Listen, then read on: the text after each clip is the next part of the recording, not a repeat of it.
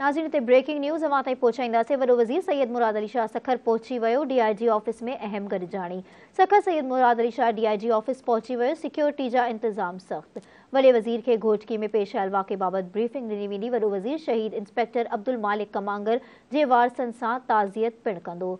एक भेरो ॿीहर नाज़रीन ख़बर अवां ताईं पहुचाईंदासीं। वॾो वज़ीर सैयद मुराद अली शाह सखर पहुची वियो। DIG ऑफिस में अहम गॾिजाणी। सखर सैयद मुराद अली शाह DIG ऑफिस पहुची वियो।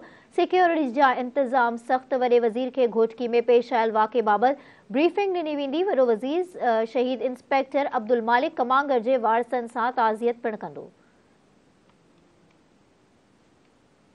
इन जा वधीक तफ़सील वठंदासीं। असां सां लाइन ते मौजूद आहे धरती न्यूज़ जो रिपोर्टर गफ़ूर शेख।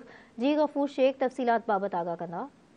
जी बिल्कुल, वज़ीर आला सिंध सैयद मुराद अली शाह घोटकी में पुलिस सां पेश आयल वाक़े बाद जेको आहे सो तुर्त ई DIG ऑफिस सखर में पहुतो आहे। DIG ऑफिस में आला सतही इजलास खे पिणु ख़िताब कयो आहे, जॾहिं त SSP सखर घोटकी तनवीर तुंजो पारां खेसि वाक़े बाबति मुकमिल तौर ते ब्रीफिंग ॾिनी वई। इजलास में commissioner Sukkur division, commissioner Larkana, उन खां अलावा DIG सखर ऐं लाड़काणो, सखर खैरपुर ऐं घोटकी जा SSPs, DCs, उन खां अलावा सेनेटर जाम महताब ख़ान ॾहर, MNA नौमान इस्लाम शेख समेत जेका पीपल्स पार्टी जी आला क़यादत आहे उहा बि उते मौजूदु आहे।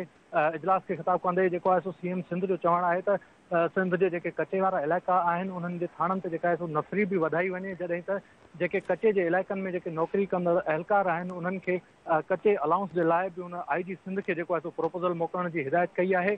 जॾहिं त इजलास खां पोइ वज़ीर आला सिंध शहीद थी वियल इंस्पेक्टर अब्दुल मालिक कमांगर जे तॾे ते पिणु पहुची करे संदसि वारसनि सां ताज़ियत कंदो। इन हवाले सां सिक्योरिटी जा इंतज़ाम इंतिहाई सख़्त कया विया आहिनि। सखर जा रोड ऐं रस्ता जेके आहिनि उहे मुकमिल तौर ते सील करे CM जी आमद वारा रूट जेके आहिनि उहे बंदि कया विया आहिनि। जी अब्दुल गफ़ूर, अवां जी वॾी महिरबानी तफ़सीलात बाबति आगाह करण लाइ।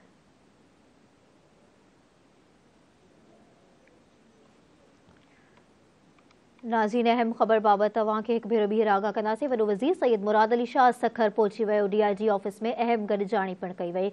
सखर सैयद मुराद अली शाह DIG ऑफिस पहुची वियो आहे।